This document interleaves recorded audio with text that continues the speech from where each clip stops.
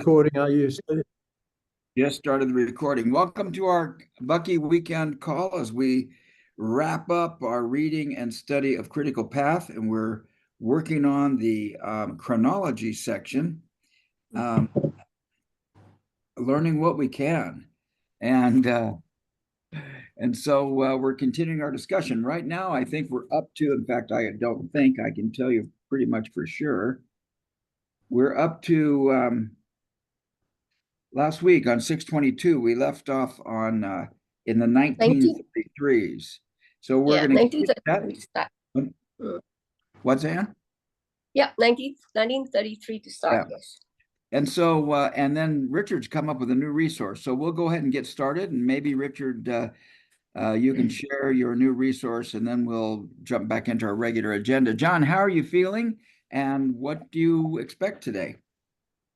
Feeling good. Last week was interesting, a bit different, and just keen to be back with you all to learn a little more from Bucky and to have my thoughts provoked. So happy to be here and looking forward to whatever comes. So, Anne, how do you feel, and what do you hope to take out of today? Yes, I'm glad to be here, and also good to see you, John. And how are you settling in, actually? More settled? We've got paintings propped against walls, and I'll just give you a little look here, for example. Okay, more things to unpack. But the gentleman coming to hang our paintings and photos and things can't come until the 18th of July. So we've got another 2.5 weeks to wait for that.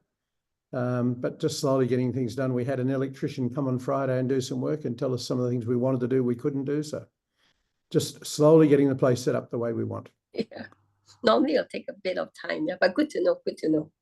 Yeah.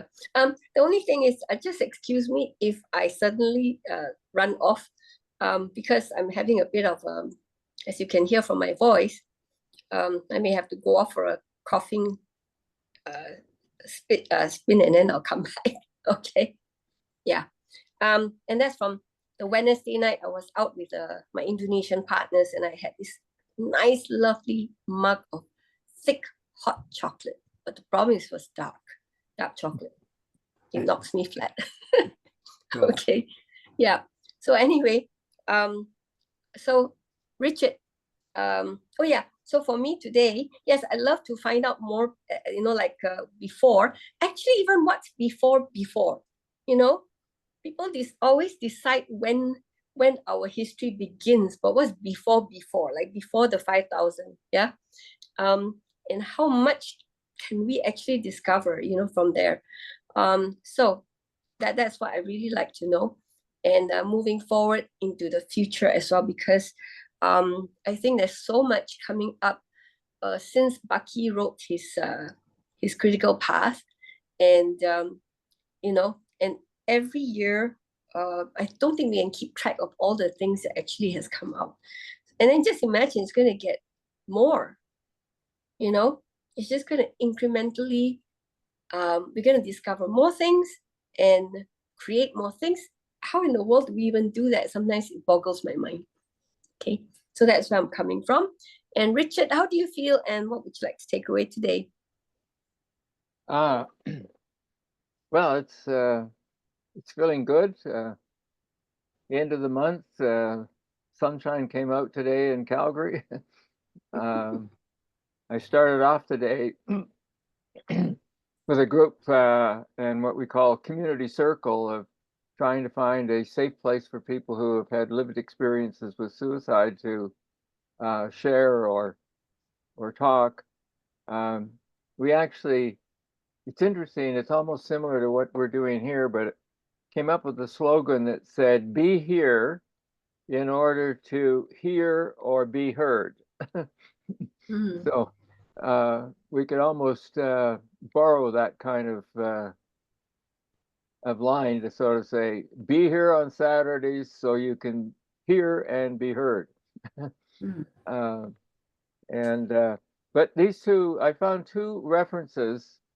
One was from I think it was Isaac Asimov, who was captured the kind of scientific developments up until 1989 was the last entry. So it was an older book. And then I found this one, which is called the Timetables of History. And it looks like they started publishing this kind of book in 1963. This is a 1991 edition, and it starts at minus 5,000. And what's interesting, it has about 9 columns. And so it addresses history and politics, literature and theater, religion and philosophy, visual arts, music, science and technology, and daily life. So it's all of a sudden I realized that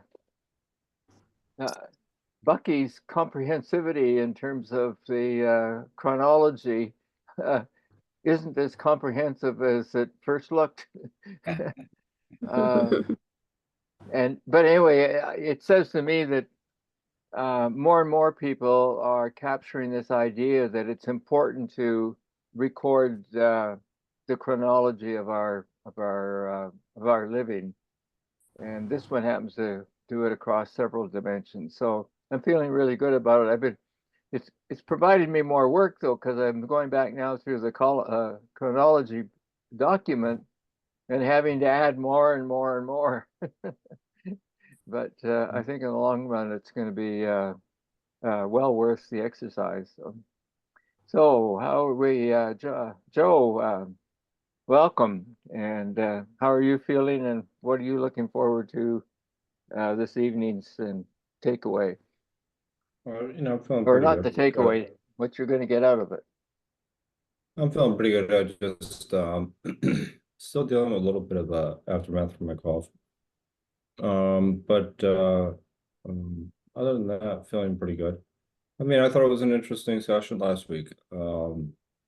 And I actually think that again, I think the chronophile actually speaks to a little bit about our personalities as well, and what we're paying attention to. So it's interesting to see what Bucky had recorded, and what he captured, and maybe what he didn't capture. So I think that's an important exercise to do, because we have our perspective is what is important to us. And so part of it is it reflects our personality. Part of it reflects our bias. And it's about self-knowing. So and I think that's that's one of the most important parts about the exercise itself, is a general awareness as to what Bucky's thinking, and to a certain degree, as we kind of build out some of the things or compare them to different points in our lives, that that what is it really revealing to us. So I found a couple of the sections to be very interesting, and incredibly important as far as what was discovered at that period of time. And so that, going through this is it's been a very interesting exercise. So who's left? Me. If Oh, Steve. Steve, how do you feel? What's your hopes? Yeah, well, what would you I'm like delighted to for all of come us today? being here, and this whole thing of the chronophile, at the beginning of each call, I seem to be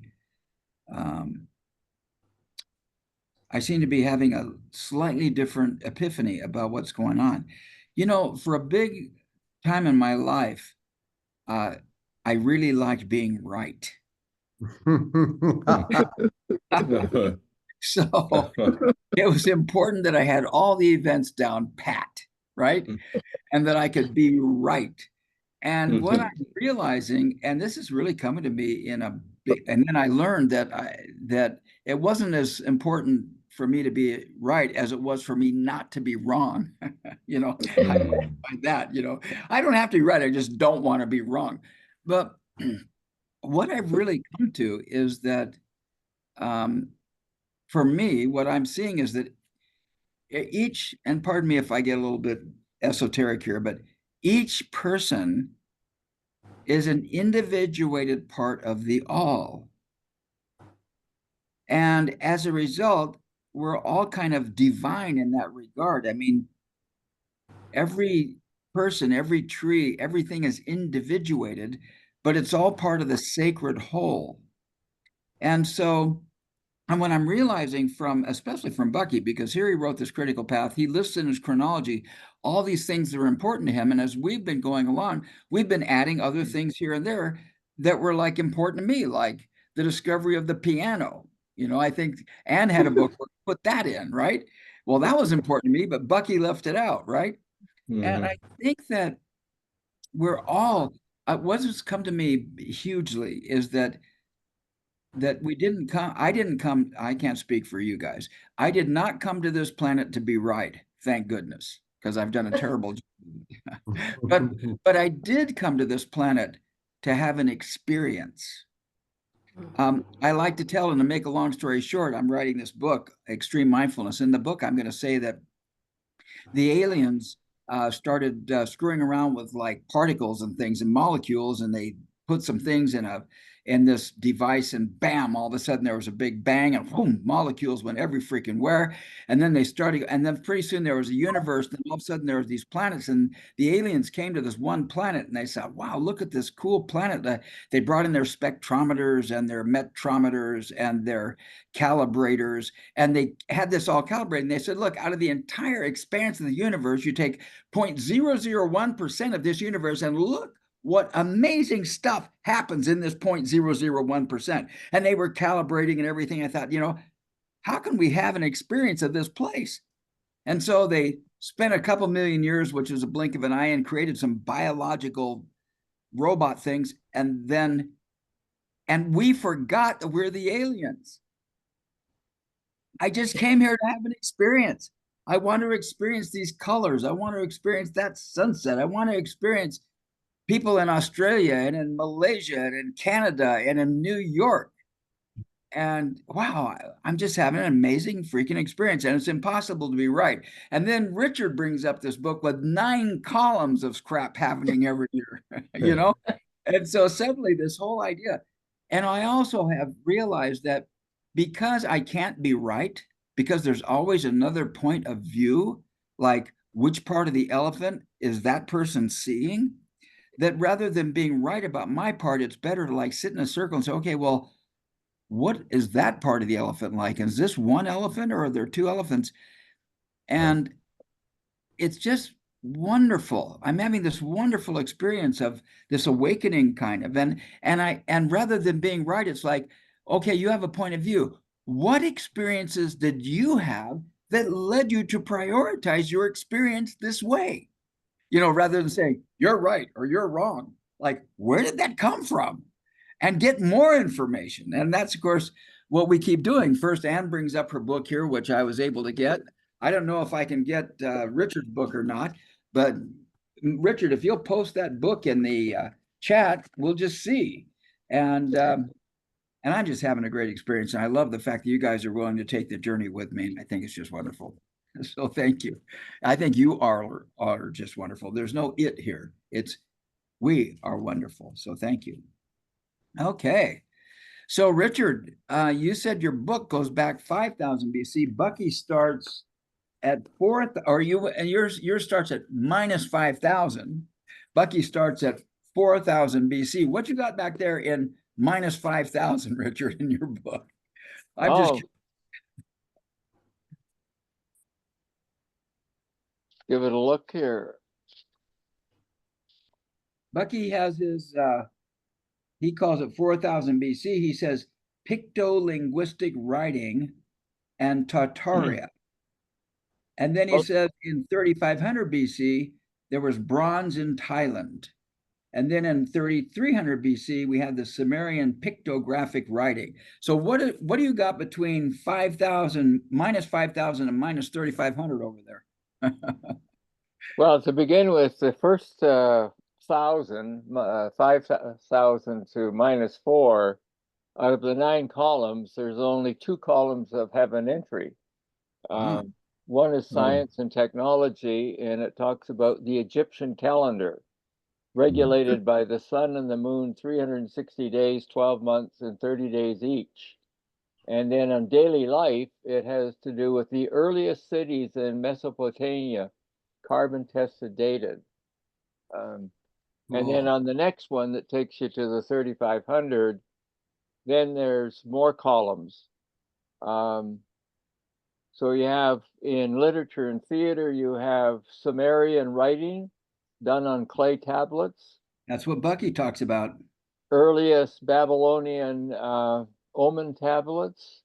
Under visual arts, we have white painted pottery in Egypt and southeastern Europe.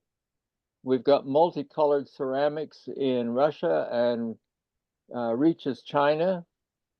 And in music, we have harps and flutes played in Egypt. And in science, we have copper alloys used by Egyptians and Sumerians, the smelting of gold and silver known. And then in the daily life, it's the Cretan ships predominant in the Mediterranean, first year of the Jewish calendar, 3760, disastrous floods in the Mesopotamian region. Wow. Yeah.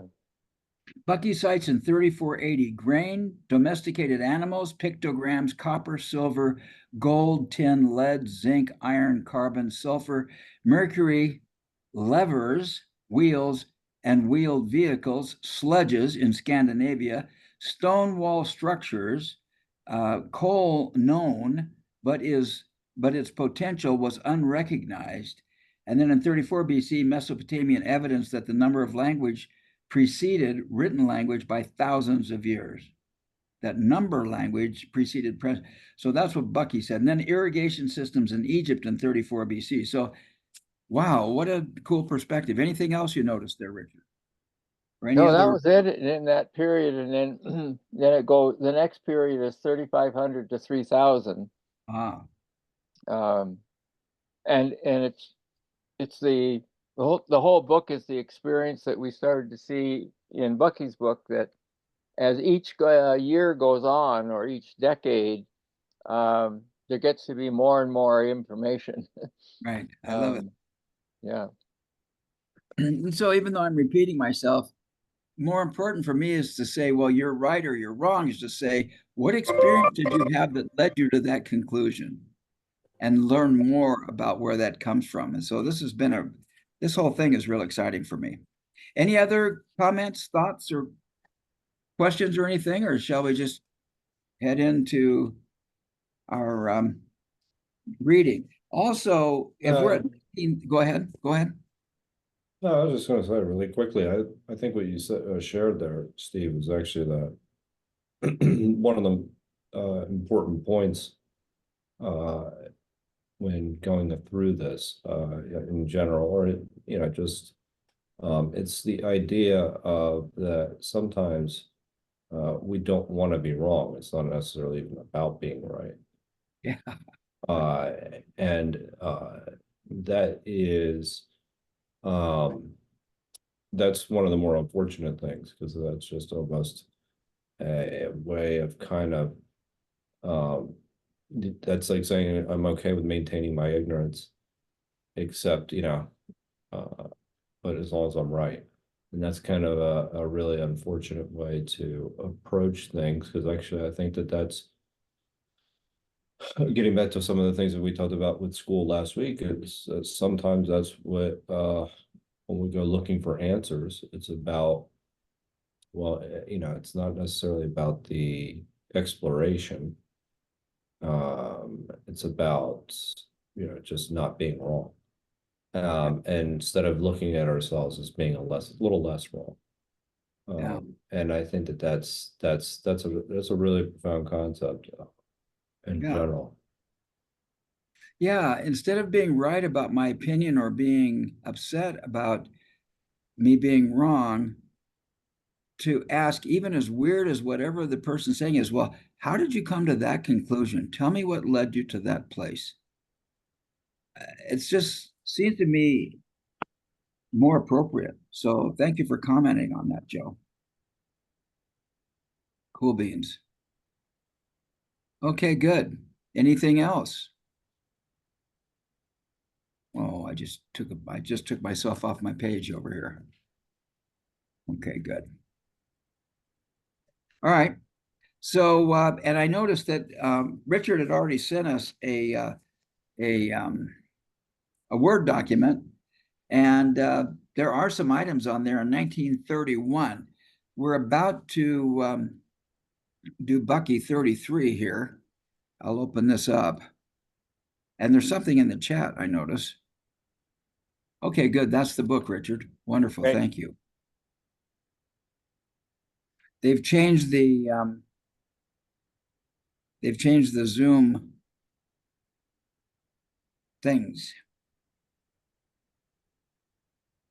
And sharing is no longer part of the share screen options. Hmm. Okay, here it comes. Where did it go?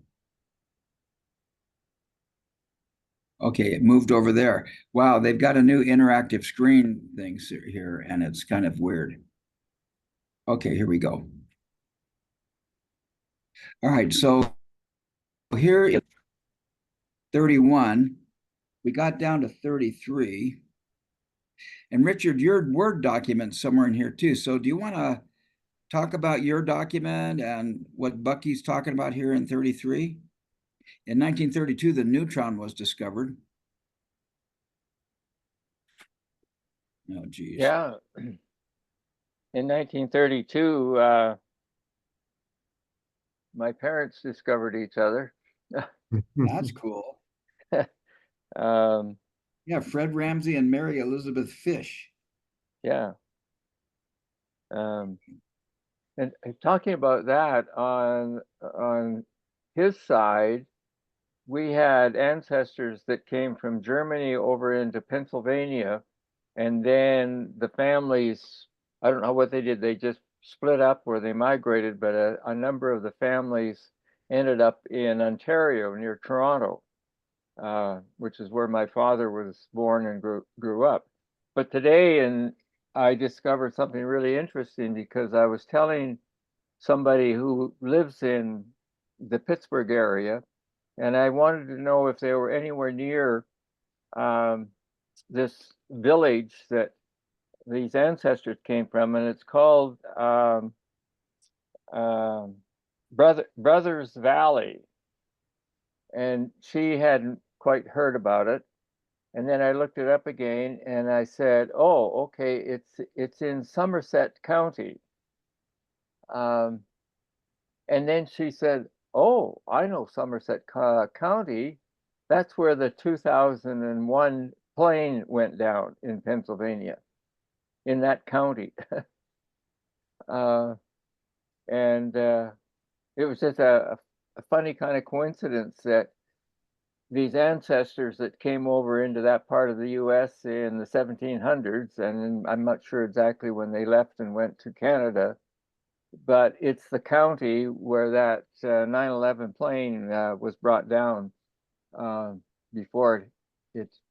I think they all say the destination was for either the White House or Congress or Capitol Hill.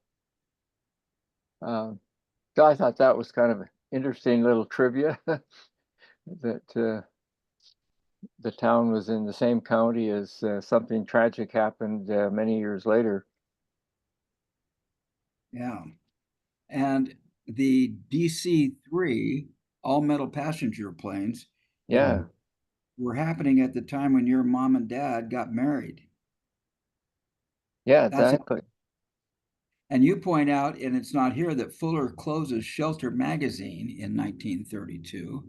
He doesn't even bring that up. He mentions his Dymaxion house prototype, and there's some debate as to when that Dymaxion house prototype actually came around. Well, it's interesting about that reference to closing the Shelter magazine.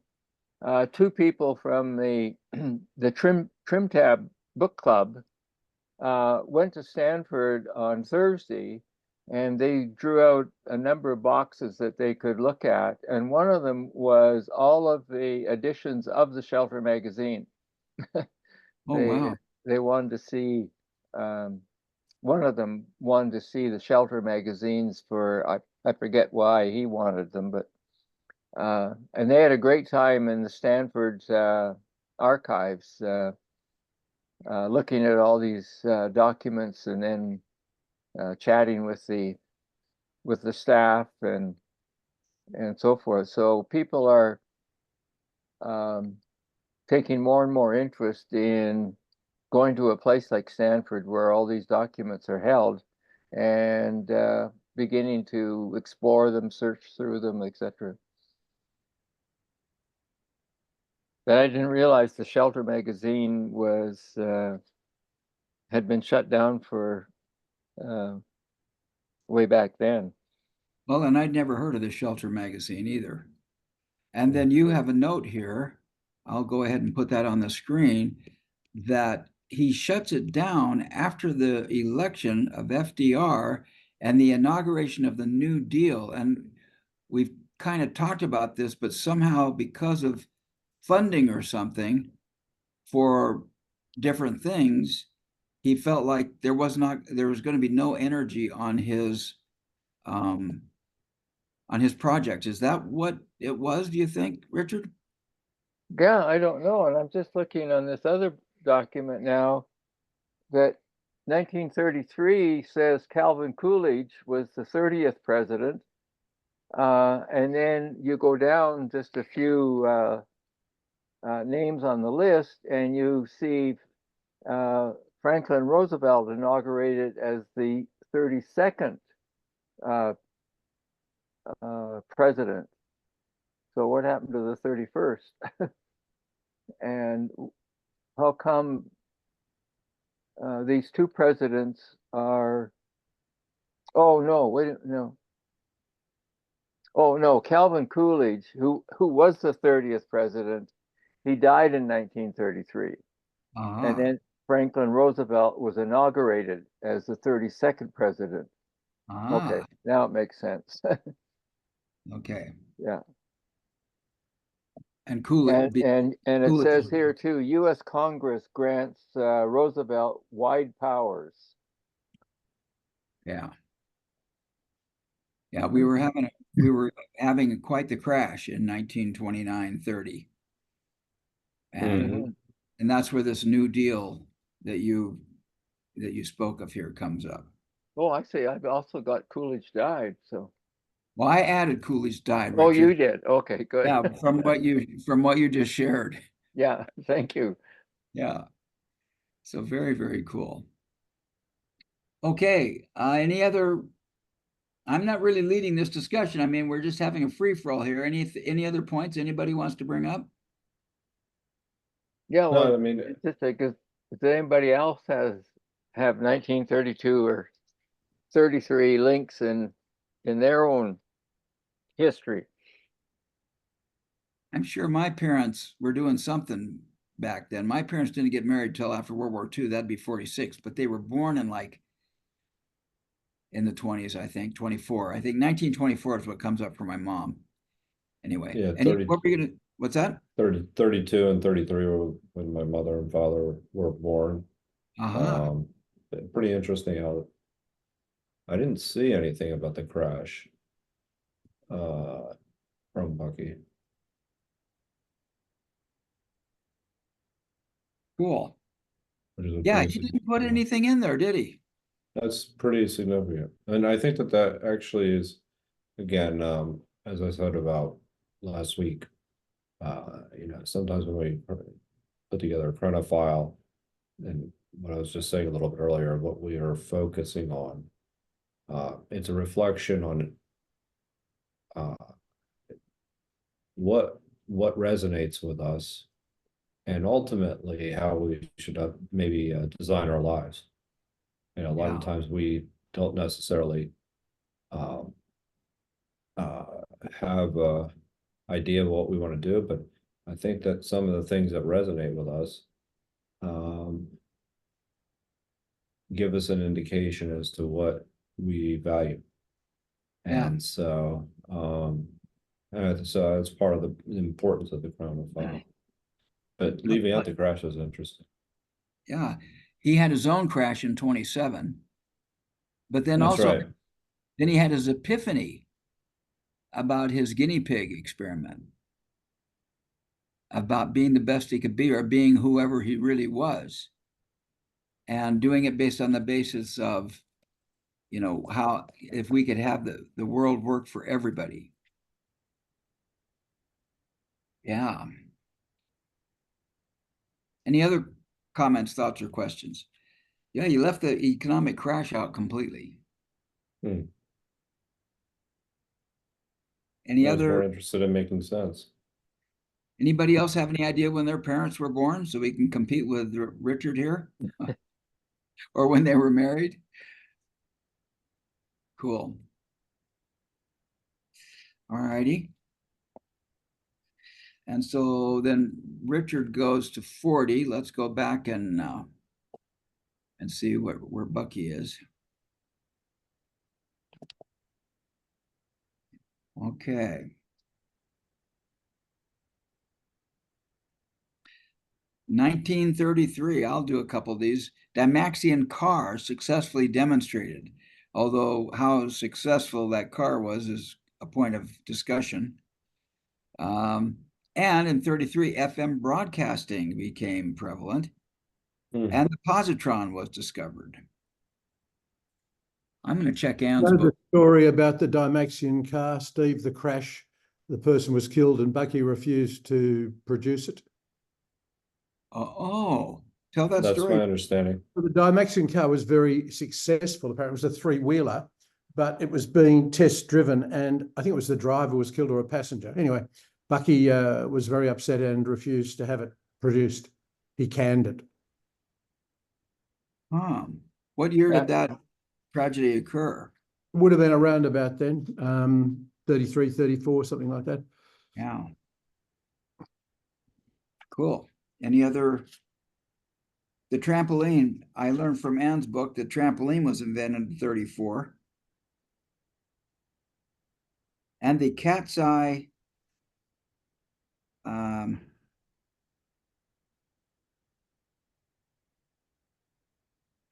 well, I thought that was marbles, but it wasn't, something else. Phillips screwdriver was in 1934. Anybody else find anything curious they want to bring up? Okay, shall we leave 34 and go to the next page? Oh, here's some more 34. Casting of a 200-inch mirror for Mount Palomar. I lived right by Mount Palomar Observatory. I lived in Escondido, California. And so Mount Palomar was about a 35, 40-minute drive from my house. And Mount Palomar was amazing at the time because it had more clear nights than any other telescope at the time. And then San Diego built up and the sky got so bright, Mount Palomar lost its power over time as being a spectacular telescope. But I lived right by the Mount Palomar Observatory. We went there with our on school buses for excursions. Any other comments? No, which year was that? 34? 34. Yeah. Well, just on the music side, on this one that I've got now, there's a whole list here, but one of them was Cole Porter's "Anything Goes," Wow. and Noel Coward did something called the conversation piece, which was an operetta in London. That's Wonderful. Okay. Any other comments, questions, inserts? Okay. 1935. Who wants to start being the narrator of the list? Okay, For a sure. while. Go ahead, John. Go ahead, John. So we're starting with 1936, did you say? Let's do 35. About 35. 35, okay, cortisone. Okay, been around a little while. Yeah. What's Yeah. 115 years, is it? Hmm. Yeah. Hang on a 19, second. 105. 20, 25. So about Yes, 90. that's right. 111. Yeah, 2000. I'm What? not good. Anyway, It's Yeah, first Trans-Pacific aeroplane passenger service, Pan Am. you guys remember Pan Am? Yeah, I I do. mean, yeah. Pan Yeah, Am they was so went for a prevalent and monopoly. so, what's that? They went for a monopoly. Oh, That's Pan where Am it was was. so prevalent. Yeah, they went. Howard Hughes sought to break that monopoly.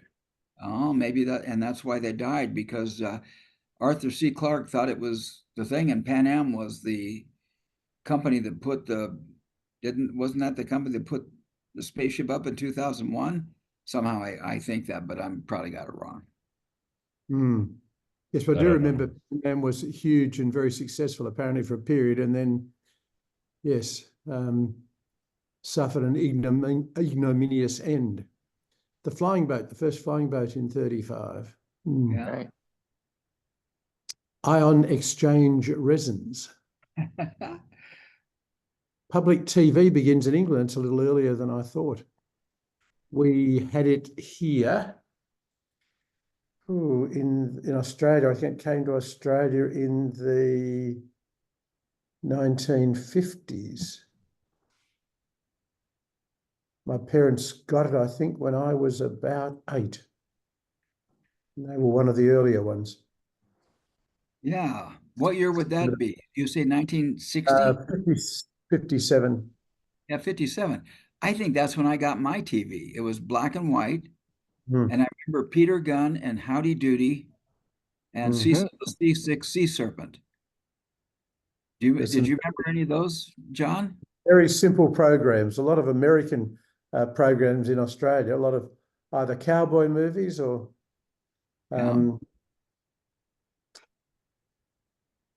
yes, it was. Remember Lash LaRue?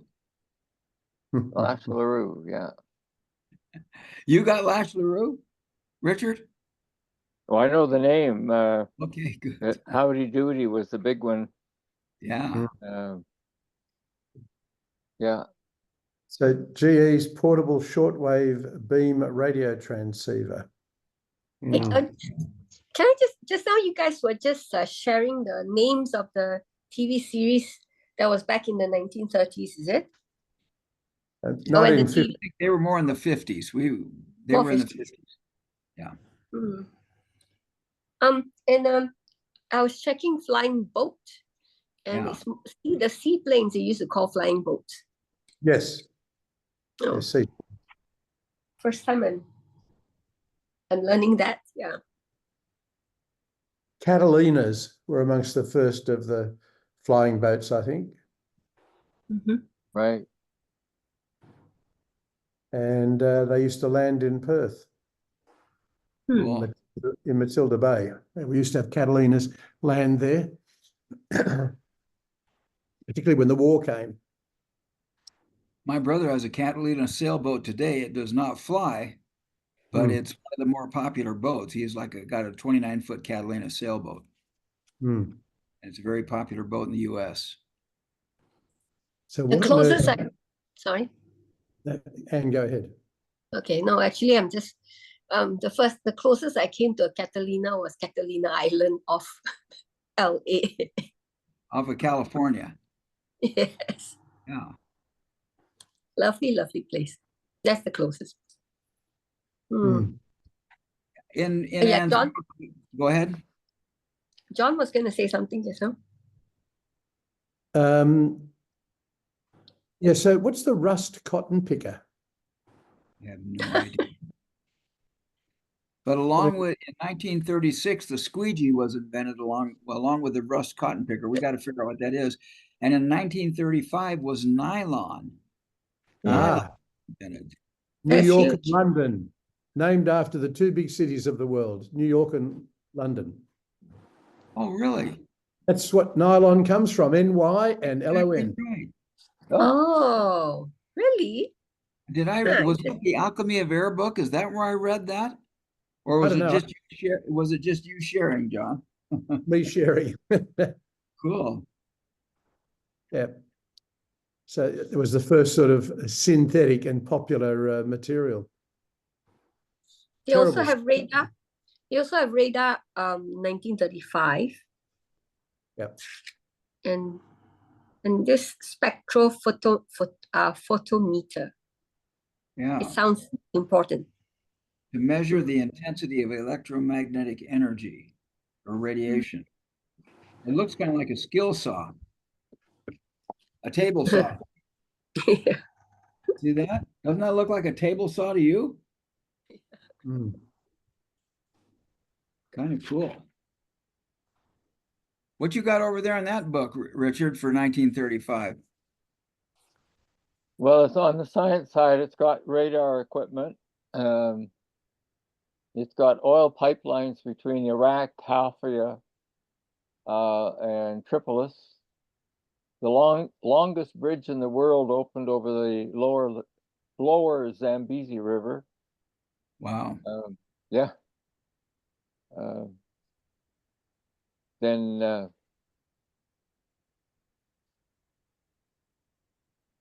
where was this? There's a whole list of things here. Wealth tax was passed in the U.S. What year? A wealth tax. You mean the income tax? No, I think he's talking Wealth about wealth tax. tax for an Wealth estate. tax? What year? Yeah. 19? It said Wealth Tax Act in 1935. Hmm. I'm going to Because look up tax act. Bucky told us earlier that the US didn't have taxes till after the First World War. And the federal government didn't have any assets, so it was forced to introduce income taxes to raise the funds to repay its war debt. And they're still doing that. That's right. Yeah, They forgot to stop. yeah, that's right.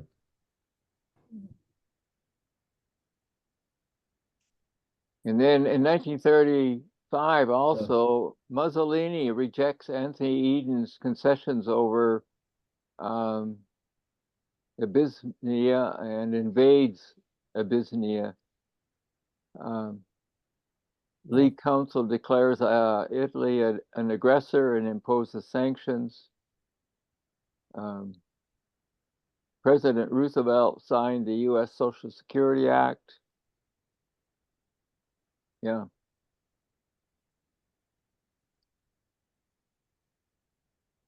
This one also lists all kinds of Nobel Prizes in science and literature and so forth. So once they are awarded, they'll show up in one of these columns. Does it say when the first Nobel Prize began? I mean, the first awards. I saw something earlier about when Nobel died, and yeah, I should make a note of that. I think I found the first one. I'll have to let me go and see if I can find it.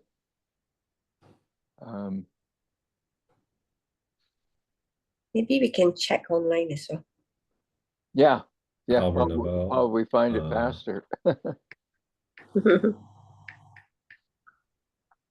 I just checked on the wealth tax of 1935. The Revenue Act of 1935 introduced wealth tax, a new progressive tax that took up to 75% of the highest incomes. And then there's comments down here about how the constitutionality of a wealth tax is in question. So that's a black hole we don't want to get into. Yeah. No.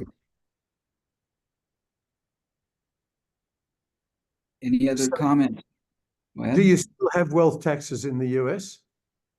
Well, I don't Forms know. of it. There's a, No, there's in the US, they have tax cuts for the wealthy. yeah. Yeah. The estate tax is a big debated thing. Warren Buffett is for taxing estates because, and so is Bill Gates, because they say that if they don't tax an estate, then what's going to end up in America is there'll be this wealthy elite like it's in Europe. Well, It's yeah, already- I mean, Important at the end of when a guy dies, his estate should be taxed and dispersed and neutralized, but and it ought to be spread around. That's one of the big arguments, but it's not a thing. well, I mean, essentially dynasties are created through that otherwise, right? Otherwise. So, I mean, and it is highly problematic. Yeah, I mean, it would actually facilitate some type of movement in the elite circles, if you will. So, I mean, it does make a lot of sense. Okay, I looked up rust cotton picker. That's Mhm. pretty interesting. Yeah, it's pretty And the interesting. guy's That name was- is Mac Rust. What were you saying, Joe? No, it's interesting because that was actually one of those things that what we're kind of faced with today, essentially automation in a way.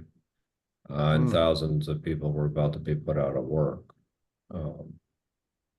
because of that. And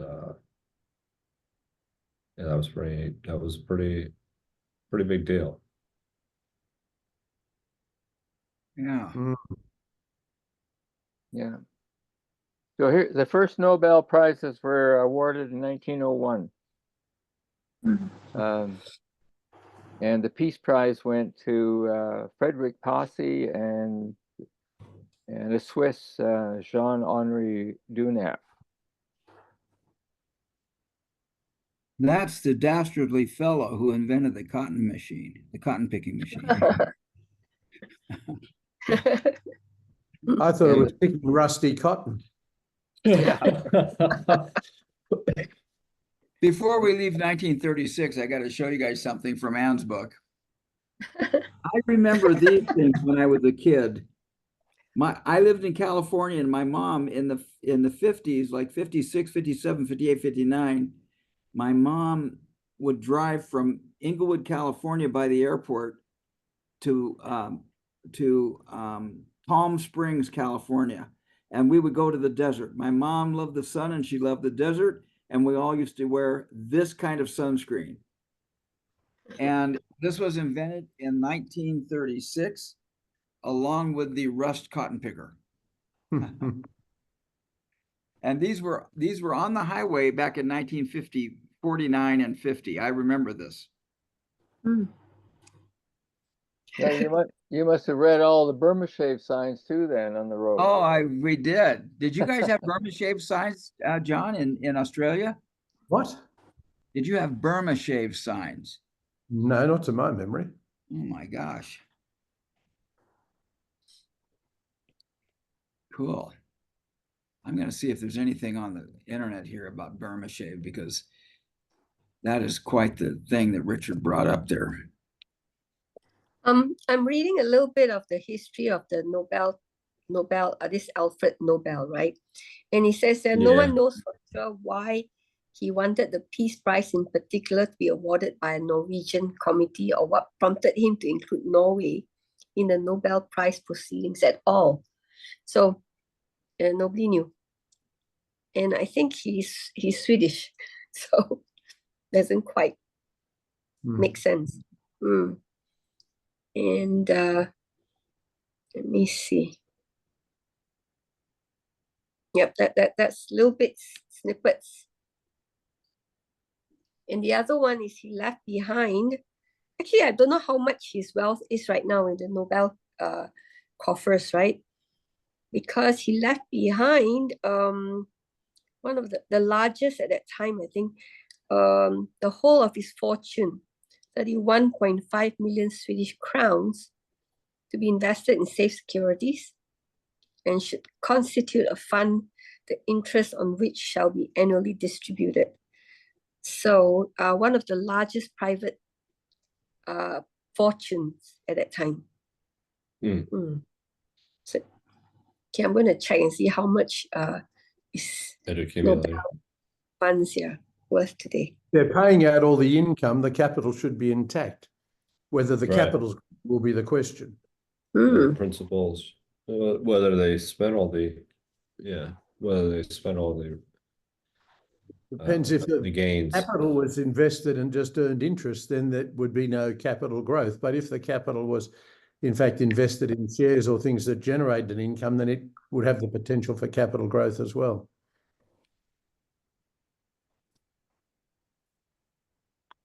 Wow.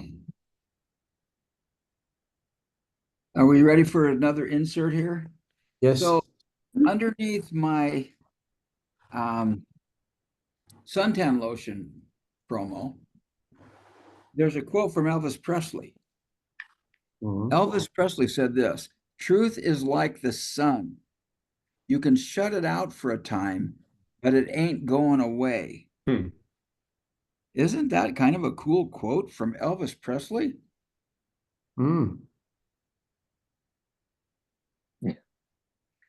Say it again.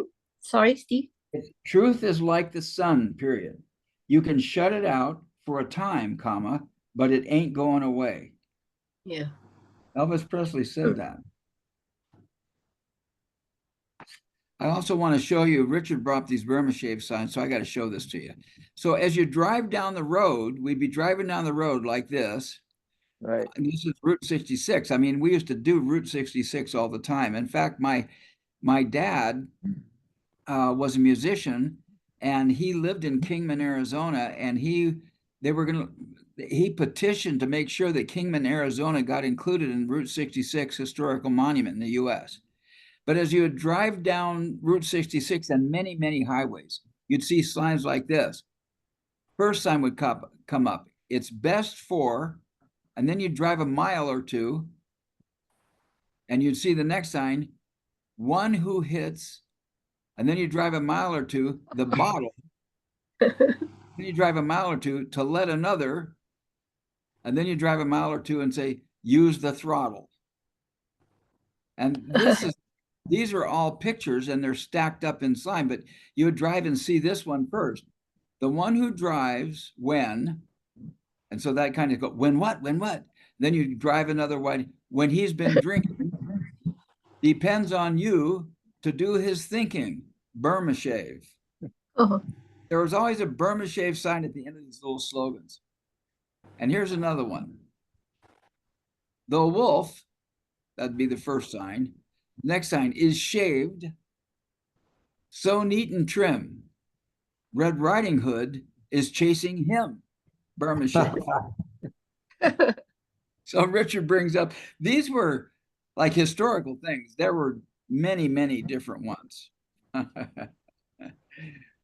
Well, how fun to show. The answer on the Nobel Award, they invested in securities. They invested in things that would grow, and it's still hovering around about $1 million or just under the $1 million for each award. So the capital has been preserved and grown, and the value of the award now. The capital is managed in a fund whose investments include equities, fixed income, alternative assets, and real estate. The returns of the endowment fund determine the prize money that is distributed. So it was about 900,000, the current equivalent of about $900,000 in 901. It still hovers at about that sort of amount, about $1 million. How much is in his? I'm trying to understand how much is in the coffers right now. In whose coffers? In the investment. I got number here. As of 2024, that equates to, okay, 31 million Swedish krona is, as of 2024, equates to 266 million US dollars. Hmm.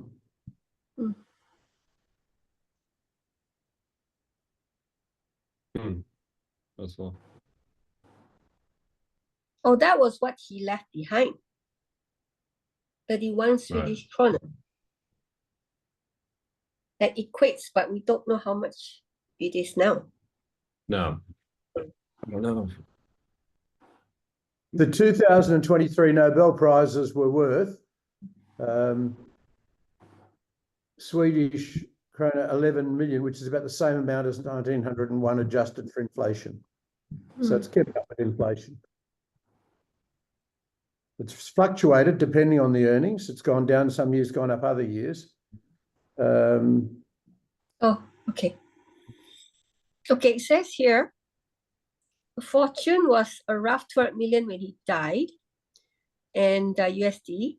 So every year, today the fortune is about 400 million USD. Okay, that's what I found. Okay, sorry, John. No. It's good. Add to our knowledge every week doing this. So we're still romping around in 36, 37. Have we got into 37 yet? No, I don't think so. Invented dynamite. Nobel. Yeah, that's where he made his money out of blowing things up. Yeah. That's Where's the why he, Where's That's dynamite? interesting. oh, Alfred Nobel Nobel. invented dynamite. That's where he made his money from. Yeah. Right. Huh. Oh, You know, there was someone who wrote this.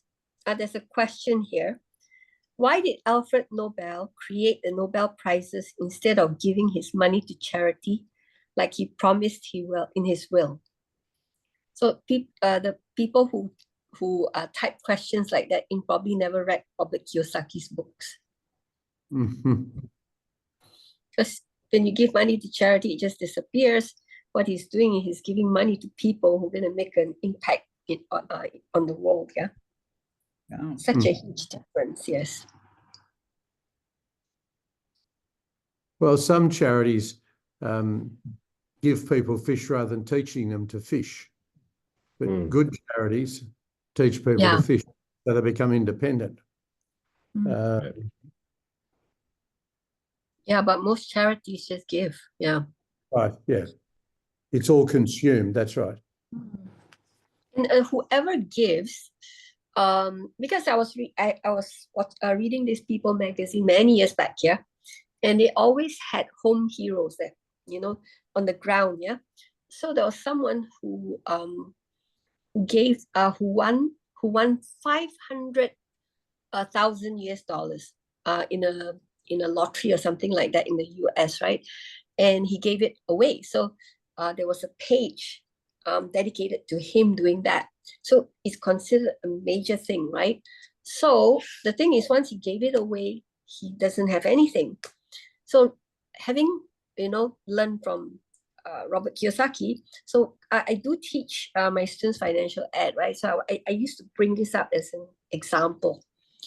That if you use that money to buy 2 maybe shop lots and you rent it out, you could probably get rent for it and give it away for the next 20 years. Yeah. Yes. And how much that would be worth, and then what happens to the property, right? The property would have raised in value, and the point is that the person giving it away would still have value. So that switch in thinking really got my students so excited about, how to give. Yeah, so I'm just putting it out there. Can give in perpetuity, or you can give once off, and Yes. that's what Alfred Nobel did. Yeah. Okay, I'm done with that.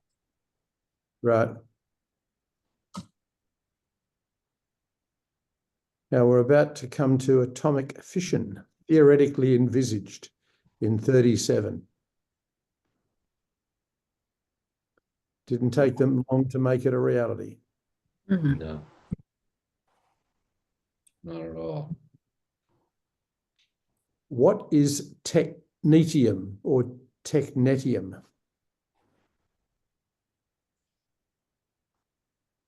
Where do you, oh, I see, technetium. No. Never heard of it. Or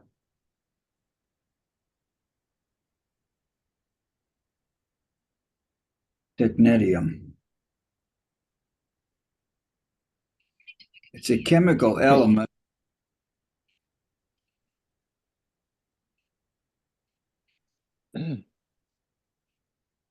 It's the lightest Yeah, element whose isotopes are all radioactive.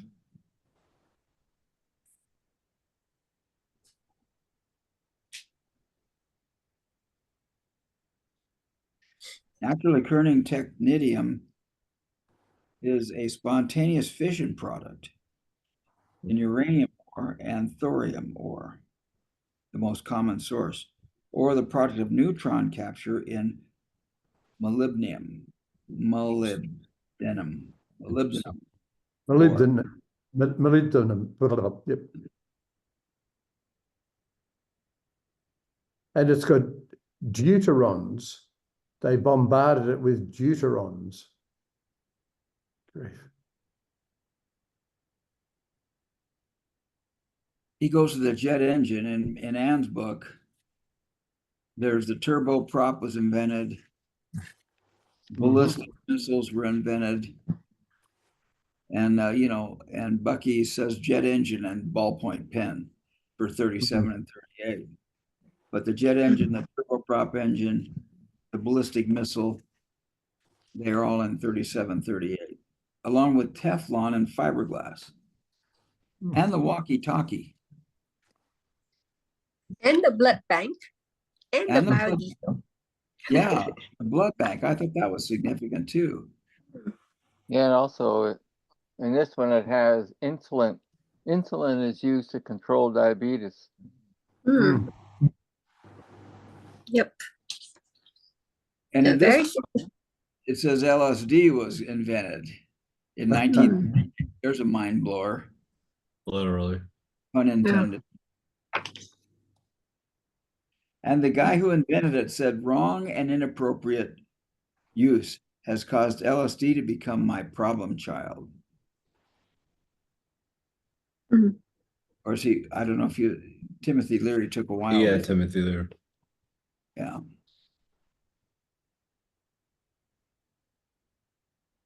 And this book cites a Kroll process for be able to create titanium, pure titanium in bulk.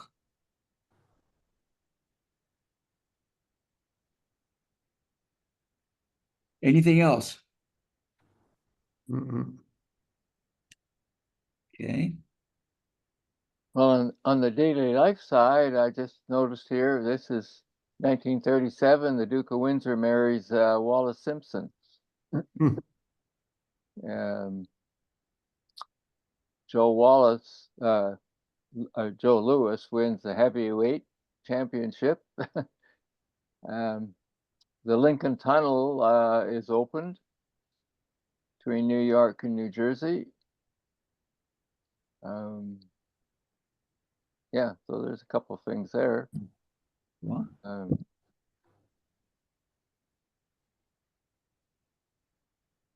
There's, yeah.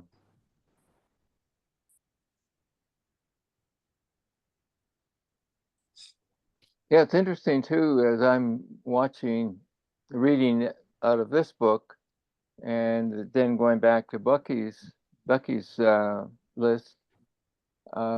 Even though they've got 9 columns, there's a lot of stuff that they don't have that Bucky's got in his, and vice versa. But so it's they're both comprehensive, but not completely comprehensive.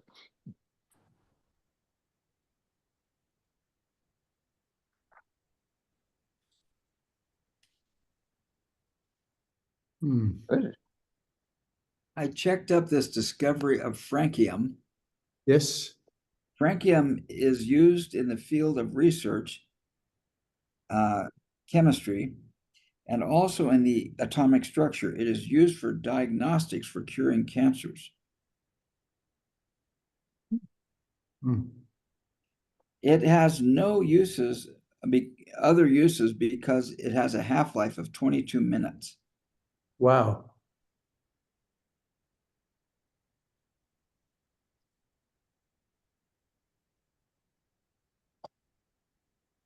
Spectroscopy is one of the ways they use francium or francium, whatever you say it.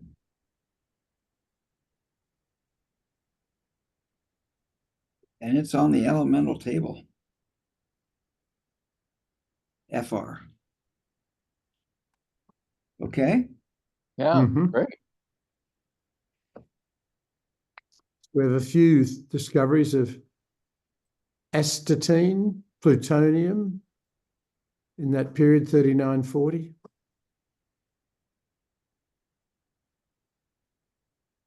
I don't know what astatine is. Astatine. Neptunium.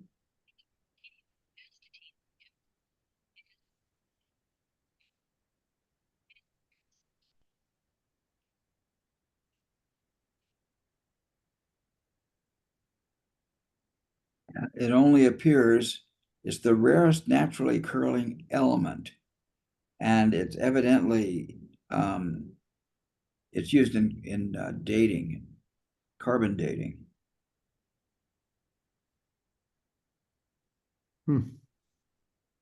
Does not have many uses because of its radioactivity and extremely short life. It is mainly used for research. It's also used as a radioactive tracer and a treatment for thyroid cancer.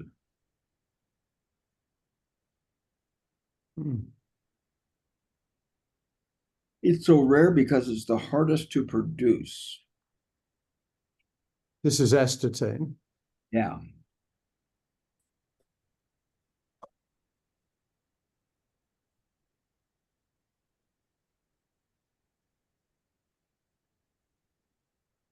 It behaves similarly as iodine. Okay, yes, because they use iodine with thyroid problems.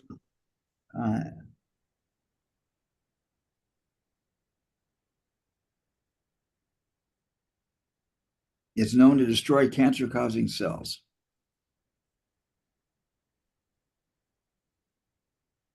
Synthetic rubber. Now that would have been important. So that was at the beginning of the war, and obviously rubber was very much in demand. Yeah. And the Europeans would have lost access to a lot of the sources of rubber in Asia. So the Japanese took control of Malaysia and places like that.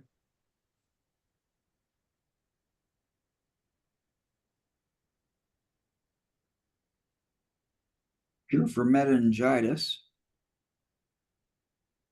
Mm-hmm. Neptunium.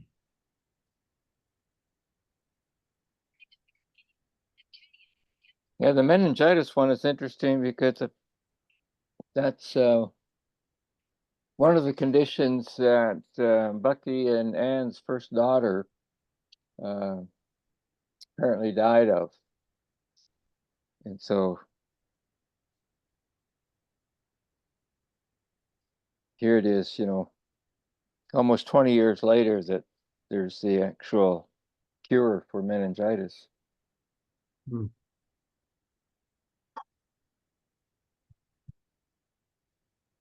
While neptunium itself has no commercial uses at present, it is used as a precursor for the formation of plutonium-238, which is in turn used in radioisotope thermal generators to provide electricity for spacecraft.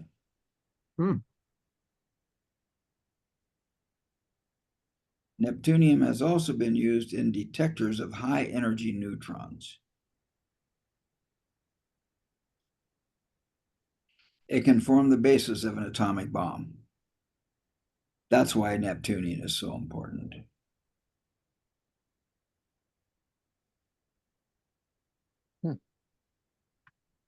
Wow.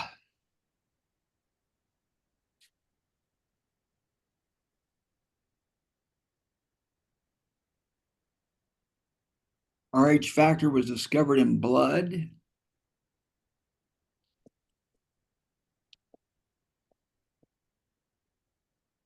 Well, that's 40, right? Yeah, 1940. We're getting close to a couple of your things. You were born in 41, along with Dacron, Richard. Yeah.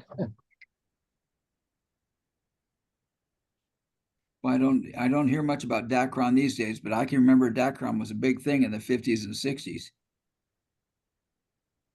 Hmm. Yeah, it's sort of like a nylon, isn't it? Yeah.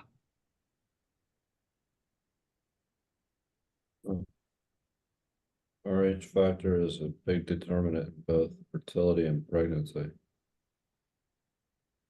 Hmm.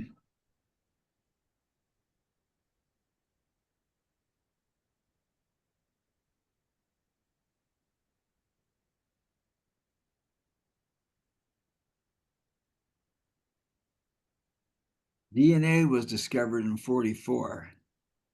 Hmm. Native Americans and Australian Aborigines were likely Rh plus.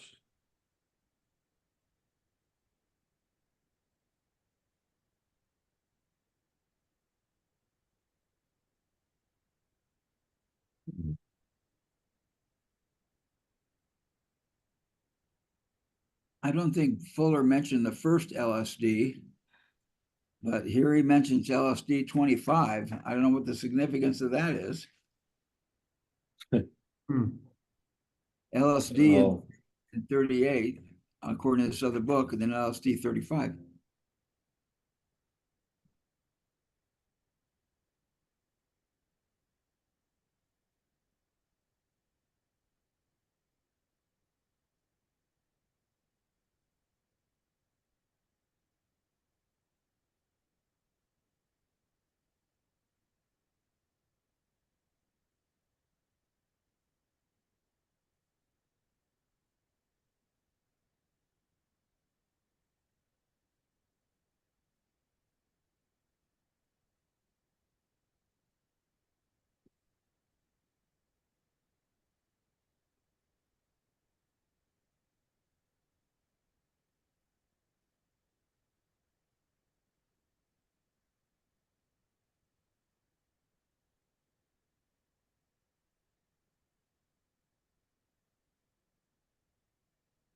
Okay.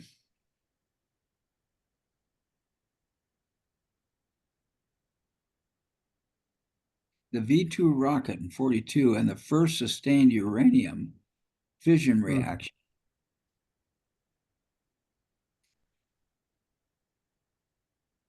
Well, they're separate things.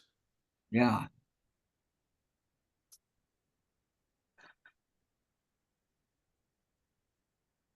Discovery of curium. Yes, what's curium? I know everything. Curium. It's a synthetic chemical element, has been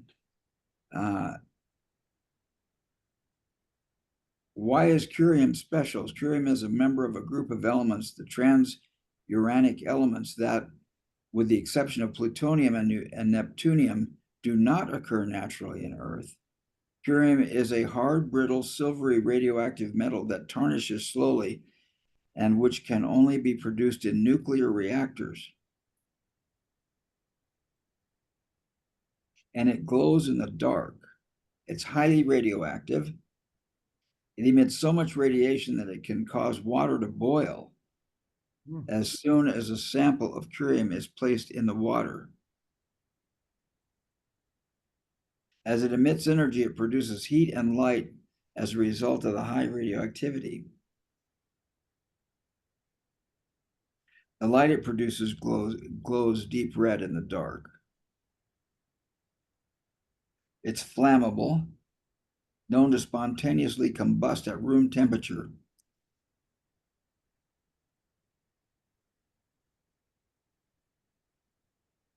And just the elements in the air, it's so active that just the elements in the air can be causes for it to start bursting into flames.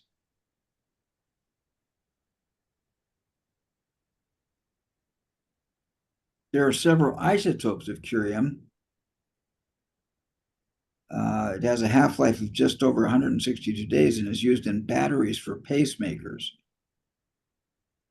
and spacecraft and remote buoys. The batteries convert nuclear energy into electrical energy using thermocouples.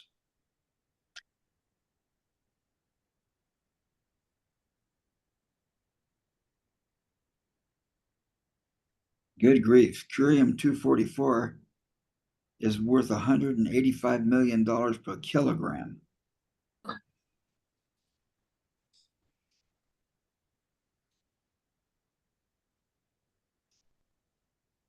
It's used in thermoelectric generators on spacecraft.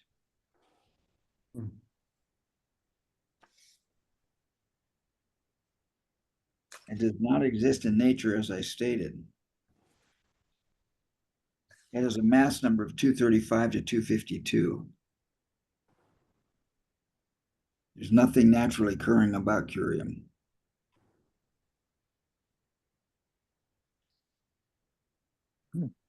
That's quite a bit on curium. Well, Go ahead. well, I was just saying in 1941, related to some of these elements, it says the 41 was the beginning of the Manhattan Project. Yeah. Yeah. And so all these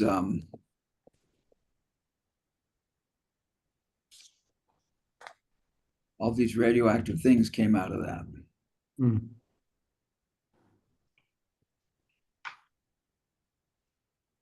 Now we're moving here. We got 44 on Richards. Oh, we didn't. We don't. Richards goes up to 47. Okay, there we go.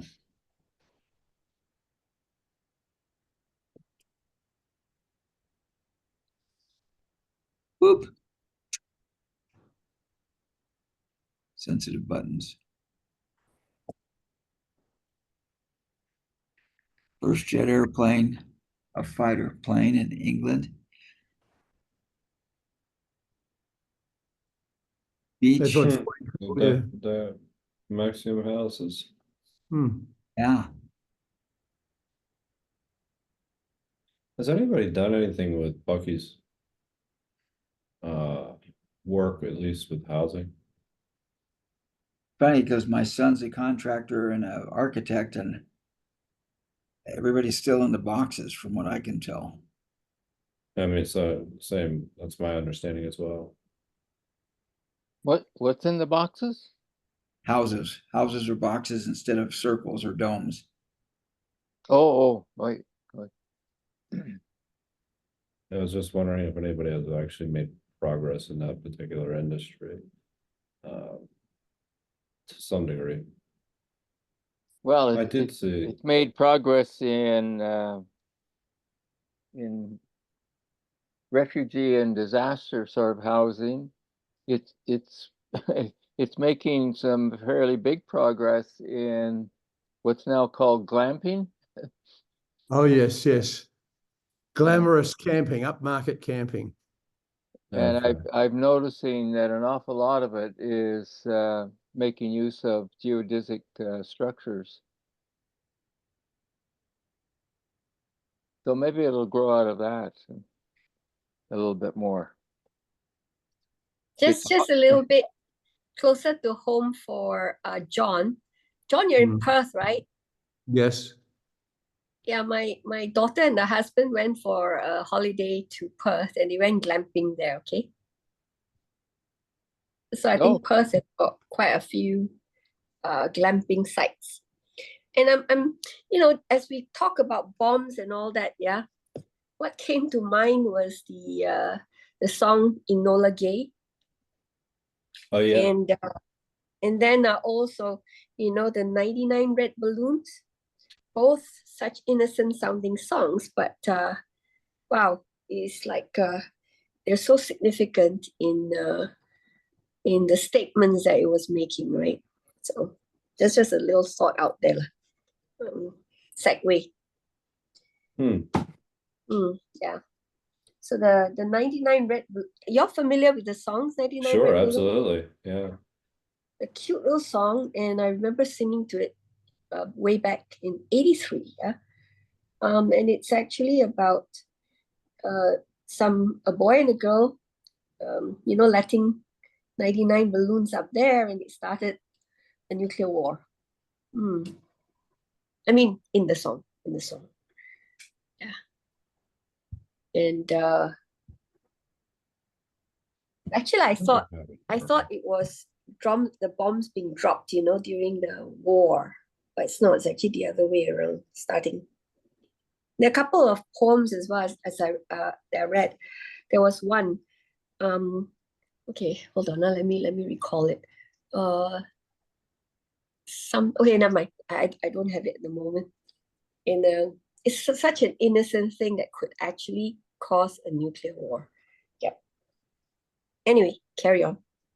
Well, the other one that when you say talking about the music and that sort of thing, it brings me back to the history of the plague and the children's favorite sort of kind of rhyming game or exercise was Ring Around the Posy.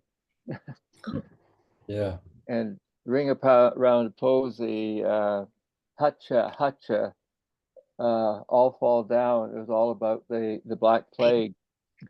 Right. I didn't know that. Yeah. And the kutcha was the sneezing on and the transmission through the airborne. Yeah.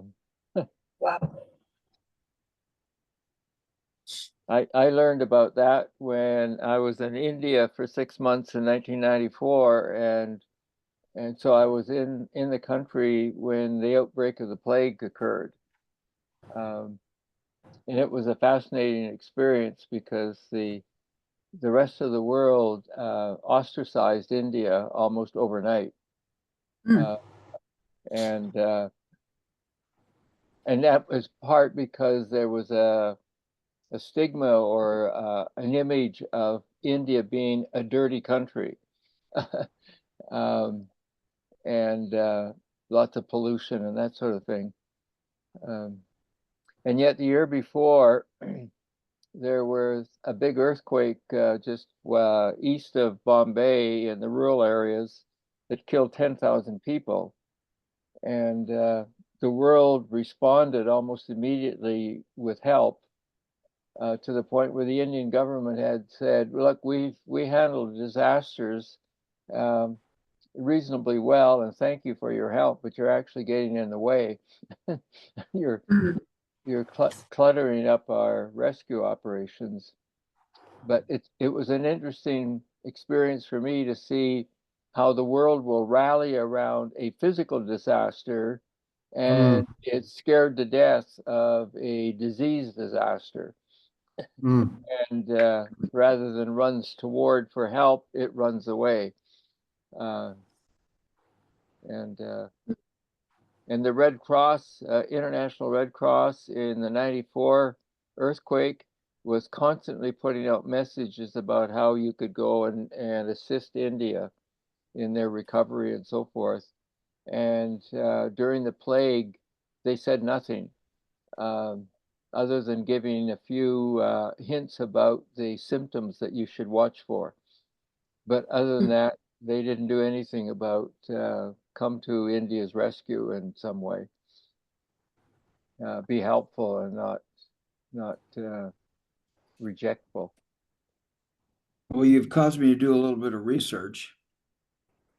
And the idea of pocket full of posies, the use of posies was to both cover up the smell of decaying plague victims. Jeez. And it was wrongly believed that the smell would prevent the plague from getting you. And when it says we all fall down, that referred to everybody dying because of the plague. Yeah. Yeah. Wow. Yeah, and how many people can recall, I mean, this was a favorite kind of street dance with little kids. Yeah. The idea of the musical chairs kind of thing, that after the end of um, the rhythm is that, everybody falls down and ha ha ha, not realizing what you were actually citing and what it had to do in terms of the history of something like the plague.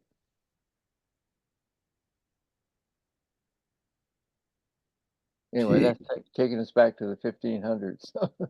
Yeah.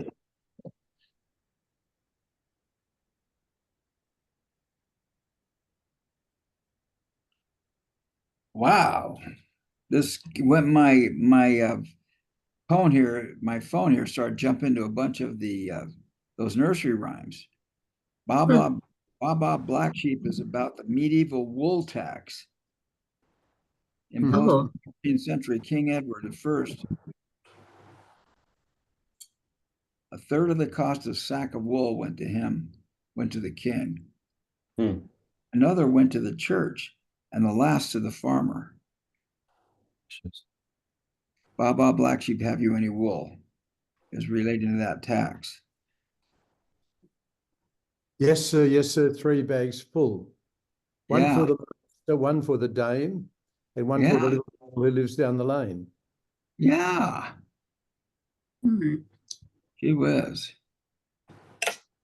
Where were we on Bucky's thing here? 45, where are we? Yeah, about 45-ish, are we?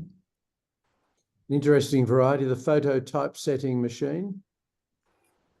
Streptomycin developed. Discovery of Americium. Oh boy, here we go again. I actually used a photo typesetting machine back in the 70s. I owned an advertising agency. They were developed in 45 and 46, the first transatlantic airplane. I was born in 46. Hmm. So add that to your important events.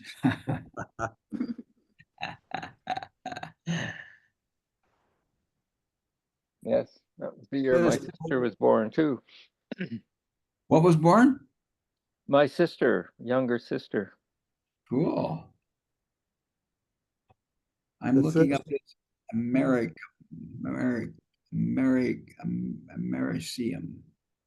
Americium.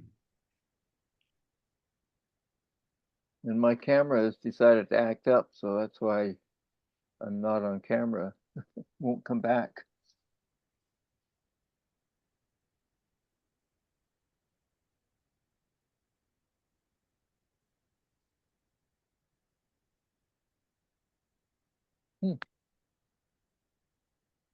Americium, it's very cancer causing. Hmm. And what it read here, it was somehow had something to do with European, and it had some relationship. So one was called European, the other was called Americium for America. Cancer causing. Yeah, cancer causing.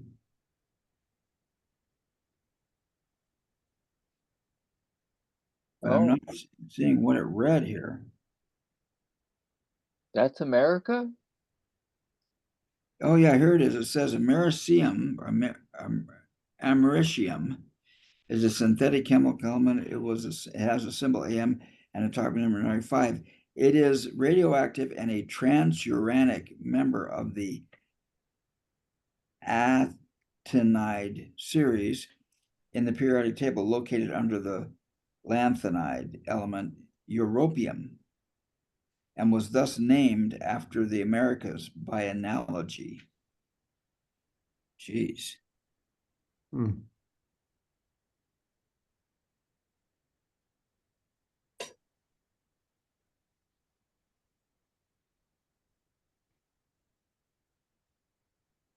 Mm. Although it is the third element in the transuranic series, it was discovered fourth after the heavier curium. It was kept secret and only released to the public in November of 45. Mm. It's produced by bombarding uranium and plutonium with neutrons in a nuclear reactor. 1 ton of spent nuclear fuel contains about 100 grams of americium.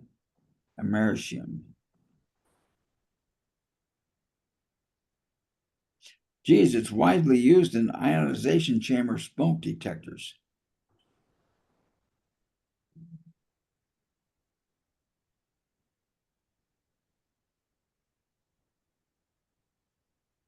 Yeah.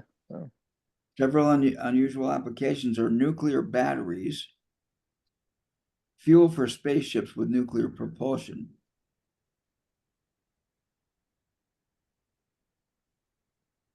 but it's hindered by its scarcity and the high price. Okay, where are we here? Mm. Pilotless radio-controlled rocket missile at the end of 46. Mm. Richard enters the fourth grade and in the first grade in 47. Mm. A year after I was born, I was in diapers. There was a big gap between television in the UK and television in the US. Commercial television broadcasting in 1947 in the US, we had it in 35 in the UK. Wow, yeah. But maybe that wasn't commercial in 35. Yeah, that was public in 35, but that is interesting. Mm. Supersonic air flight in 47. Mm. Yeah, I've been looking at, yeah, it's interesting because, I don't know, Steve, you've seen the new Top Gun movie, like that scene from The Right Stuff, where Chuck Yeager actually breaks the sound barrier, is taken from that. I mean, that's what Top Gun was taken from, but in any case, it's interesting. Chuck Yeager is actually a pretty interesting guy. Yeah. Guy from West Virginia, high school education, very good at geometry. But yeah. Mm.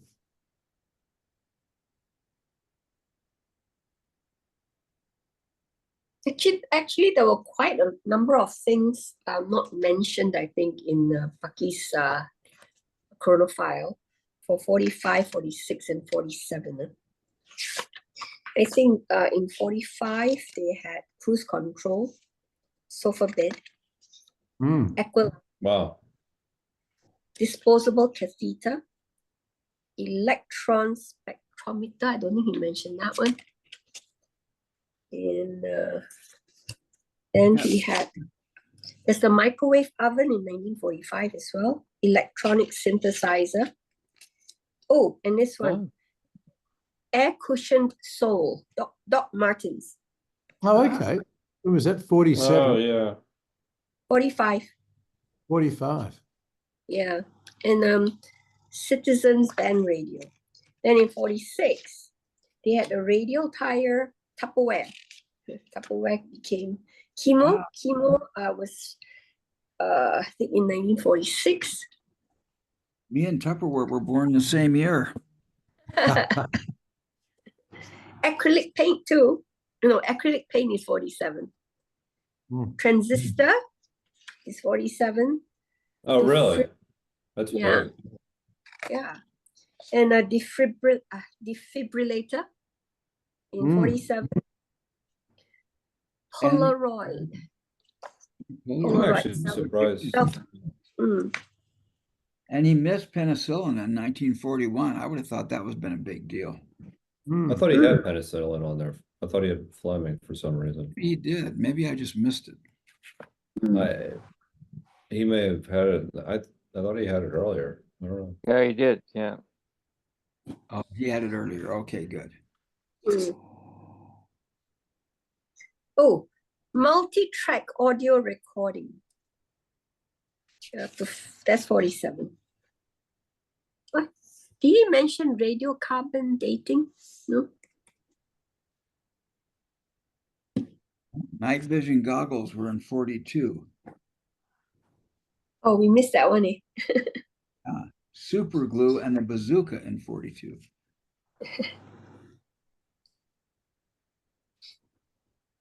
Bouncing bombs in 42. Kidney dialysis in 43. So these are not in Bucky's. Nope. The aqualung in 1943. I thought aqualung was invented with Jethro Tull. Never mind.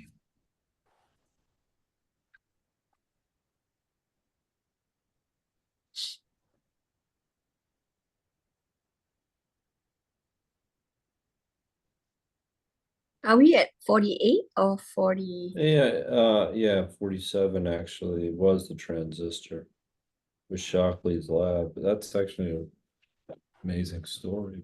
'Cause he went crazy and the people in his lab all left, and essentially that was the birth of Silicon Valley.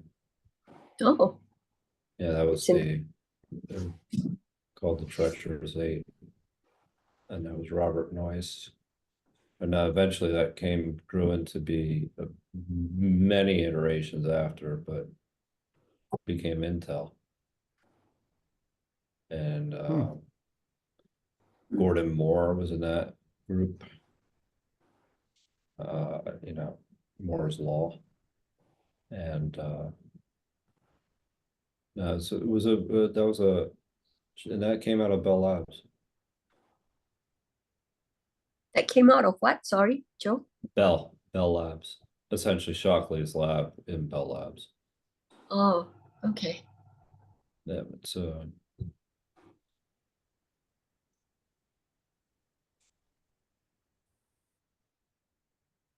was a big deal.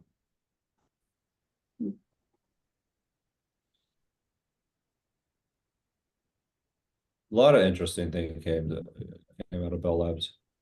So, just as reading about solar panels, essentially.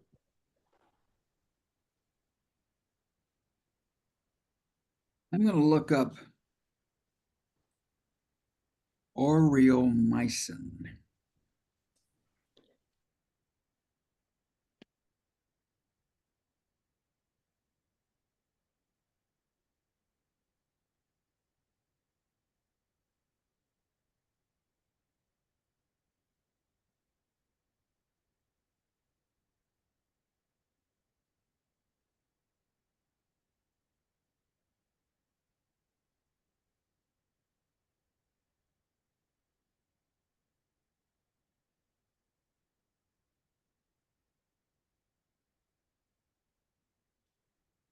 Holy is interesting as well. Aureomycin is an active antibiotic against rickets diseases. Rickets. Primary atypical pneumonia.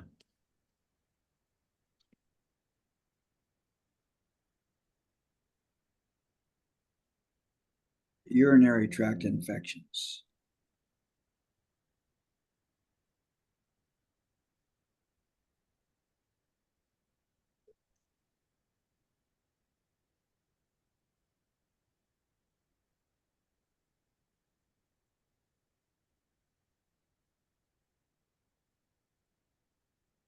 It was approved for treatment against E. coli in calves and non-lactating dairy cattle.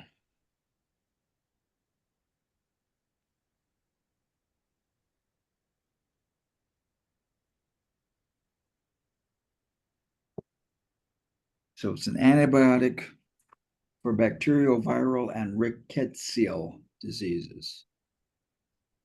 Okay, where are we here?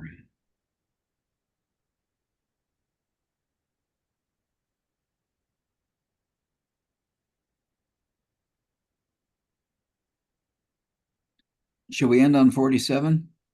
Yep. All righty. Supersonic air flight, theory that all massive rotating bodies are magnetic.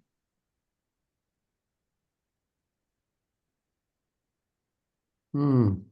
And evidently in 47, Mount Palomar was upgraded. Hmm. But as you say, the increasing growth of cities around it reduced its. Yeah. But that didn't occur until like the 50s. Yeah. At first, it was a big deal. So it's near San Diego. Diego. Okay. Yes. Yes. Yes.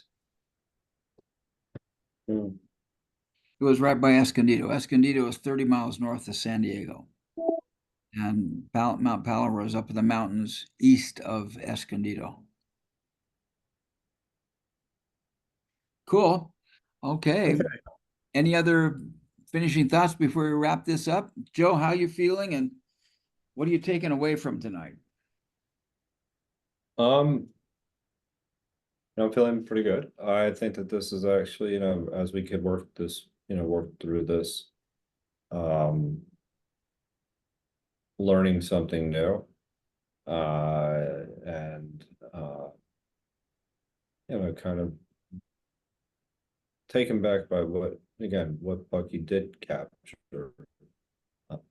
Um, a lot of it was, now that, kind of going through this past couple weeks anyway, I've noticed a lot of even conceptual ideas that he was capturing that had come to fruition many years later, as well as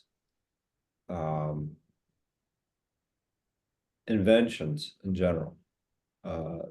It's not just he had an inventor's mind. So as we go through this, it's kind of pushing me a little bit to really put a timeline together of when these things had all been discovered. And you could put some connections between those. So, and kind of just thinking through, we're now at a period where it's a little bit more in my consciousness because, as I mentioned earlier, my parents were born in 32 and 33. So, putting some of those things in context, actually, I was putting things in context a little bit before that, with my grandfather. So, yeah, no, I mean, I think that this is it's a healthy exercise, and I think going through this has actually been, it's been good, and productive because I think it's a little bit different than what we normally do. And so from that perspective, I think that I'm enjoying going through this. So, my major takeaway is that just putting together, starting to see a little bit of a pattern and what Bucky did see, and some of the things that he didn't see. Some of the things he didn't see was primarily didn't seem to be concerned about economics. And I think that says something about him. I think he was more concerned about what he was creating, versus actually what things cost. And I think that that's reflected in his work. I think that that's something that is, he was really more about making sense than making money. So From that perspective, I think that that's really stood out to me. You know, we went through 1929, we went through, you know, FDR, and some things like that, and very little mention, if any, from an economic perspective. And ultimately, I think that that's what this exercise is about. What resonates with you at what particular time, and then what does that say about you? So I think we're getting deeper insights into Bucky's mind, as well as the importance of the exercise itself. So, John, how are you feeling? What do you take away from today? You know, it's been interesting because many of these things I have some childhood memory of, such as the first black and white television. But it's also interesting to see through these things how a lot of things were created or discovered by inquiring minds, particularly many of those elements that are artificially created, a lot of them radioactive, not necessarily all for good. Some they've found positive uses, isotopes to treat thyroid problems, things like that. Also interesting to see how some things have come and gone, the timing of when things happened. And also then when you look at, say, the meaning of a nursery rhyme, and you discover it goes back to when the king imposed a tax, and between the king and the church, they took 2/3 of the wool you produced. And even those comments about India, you know, Richard, your comments about the different reaction to India, if it was a natural disaster or if it was plague, something scary. And I'm sure the origins of that go back to the plague. Right. Some there's an unconscious memory of, you know, your life is at risk. And now that's been reinforced by COVID. And now we're talking about, you know, when will the next pandemic be? Yeah, they give interesting sort of different facets of life and our thinking and the way we react. With a natural disaster, we do swing into action and people will cooperate. But when it's, well, Bucky said that. Bucky said, you know, you're either investing in living or killing. You're either, you know, committed to sort of saving life on Earth, or you're so frightened you're spending all your time and money on developing ways of killing people. That he was a big thinker. He was an incredible researcher, but he really did, after he's almost committing suicide and not talking for 3 years, make a complete shift in the way he looked at life and what he was here to do. And he developed a very strong faith that what he had to concentrate on was using his gift to improve the well-being of humanity, and God would look after the rest. Yeah. Anyway, yes, quite thought-provoking, interesting. I'm glad to have been part of it. So, Richard, what do you take out of today? Well, to start with, I'm taking a little bit of frustration with my camera going on the fritz. But yeah, one of my biggest takeaways has to do with the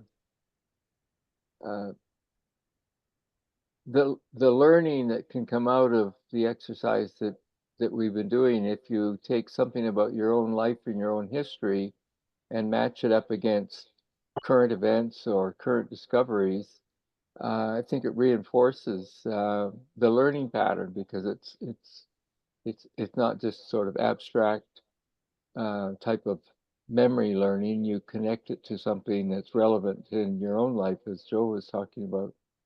So that's my biggest takeaway in terms of continuing this exercise that I started on, to keep adding to the columns in terms of what was going on at certain times, and adding in sort of some ancestral history along with current history.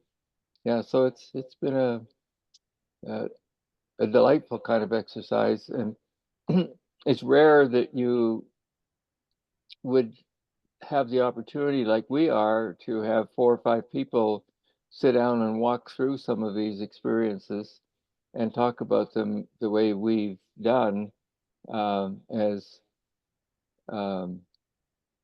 openly and directly, and as long as we want to sort of linger around a particular year and look up other things to clarify our own memories and understandings. It's rare to be in this kind of learning atmosphere with the chronology of either our own lives or the milestones in our universes unfolding. So yeah, it's Steve, to you, and what are you taking away and how are you feeling? I was talking with my daughter last night about how my grandkids are growing up with social media. And so, like, there are little moving pictures of them in their environment. And that kid's going to grow up seeing himself as a 4-year-old forever.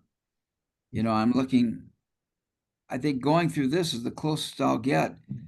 In 19, I was born in 46, so I was around 5 years old. So around 1951, we're not quite there yet.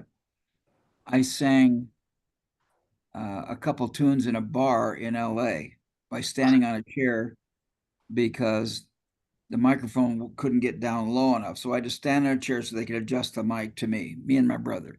We sang like 3 tunes. And, you know, this is just kind of looking back at what was going on is the closest I'm going to get to seeing myself sing in a bar in LA. But but it does provide a context of saying, like, what was going on in the world when this was happening for me, and I was totally unaware of it. The other thing that hits me is that Bucky was all into this energy thing, and so he's mentioning all of these particles, and so he must have had some vision of the jitterbug and americium, you know, and these radioactive substances and how their energy, you know, how did the octahedron end up there, you know, from the jitterbug thing. And so it's kind of interesting. He would put these things down here, and every once in a while I think, well, what is he thinking? You know? So that's cool. I'm learning to appreciate that ideas come from a context, and we're learning the context. I'm grateful for that everybody's willing to talk about it and go through it. I'm complete. Did we Okay. miss Anne? Did we Me miss? next. Okay, good. Yes, Anna, no. go for it. Yeah, I didn't turn my camera on. I'm so Forgot. far. I'm sorry. It's okay. Yeah. You're right about, you our meetings here actually gave me a reason to go back and look at the things that actually impact our lives in such big ways, and it could be happening somewhere else in the world and discovered somewhere else. And you know, it's amazing because I think we have 4 countries over here. 3 countries, 4, 1, 2, 3, 4 countries. We're in 4 different countries, right? And 3 different continents. And yet, we have so many shared experiences with a lot of the discoveries, right? So that one, it really boggles my mind. And then it also gave me a reason to look at the book in detail. I bought it a while back, and there's some pretty interesting stories coming out from there.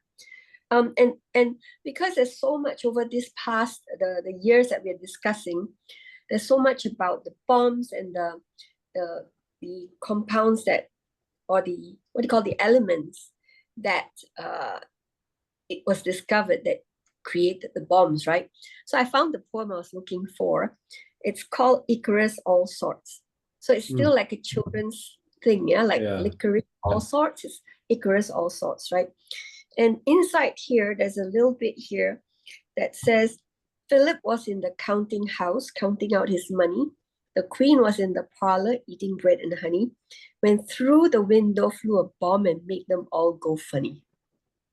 Yeah, but it's a poem that talked about a little bit of heaven fell out the sky one day, landed in the ocean not so very far away. And somebody actually pressed the button thinking that a bomb had hit the country. And then there was this missile jams in the sky. And then the last bit, it says, a little bit of heaven fell out the sky one day, landed in Vermont, northeastern USA. The general at the radar screen, he should have got the sack, but that wouldn't bring 3,000,768 people back, would it? That was the last bit there. Wow. And I got my students to actually write down this number because it's written in words, right? In 3,000 million, it's actually 3 billion. Yeah. Right. And that back then, when I was doing with the students, and when it was written, I think we're looking at 6 billion people on Earth, and that's half of them. You know, is that actually this was written, I think, for the Cold War. You know, and our concerns back then was who was going to start World War III, right? So since we started on the plutonium and nuclear war, and so I'm just going a bit ahead of the 60s. Okay, so anyway, that's my take on today. Thank you very much. Okay, see you all next week. Thank you. Bye. Thank you. Bye.